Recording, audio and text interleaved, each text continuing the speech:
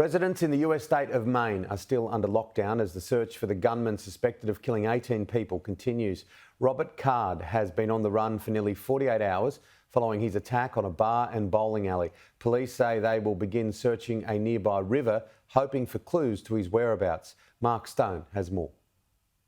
The news conference this morning really did give us a vibe that they are not very much closer to finding him at all. Those first few hours of a manhunt are the most critical, and we are beyond that now. And the way they were talking, the language they were using, talking about doing daily press conferences at the same time, really suggests it now feels as though they are in for a long search. That said, they did want to point us to one particular search that they are carrying out today, and that is here in Lisbon. You call it a town. It's not really a town. It's a very rural community. It's very wooded, and there are an awful lot of places where somebody might be able to hide. We've got two camera angles. We are on one side of a large river, and on the other side is the community of Durham, and police are searching both sides of this river. What they are doing, we are told, is they've got a line of officers, and they are doing a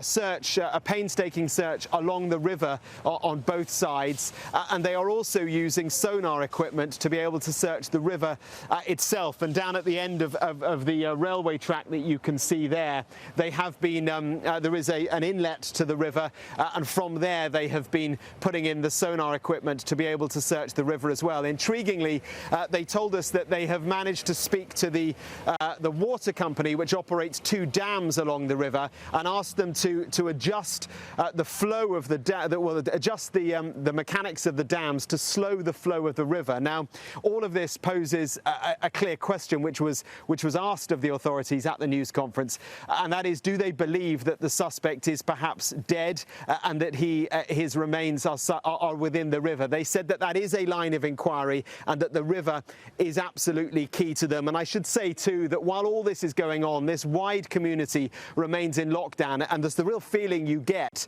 is that the community is unable to grieve. They're unable to come together and mourn the loss of the 18 people and many more injured, because they're not allowed out of their homes. So there's no focal point, there's no flowers being laid. A very strange and difficult situation.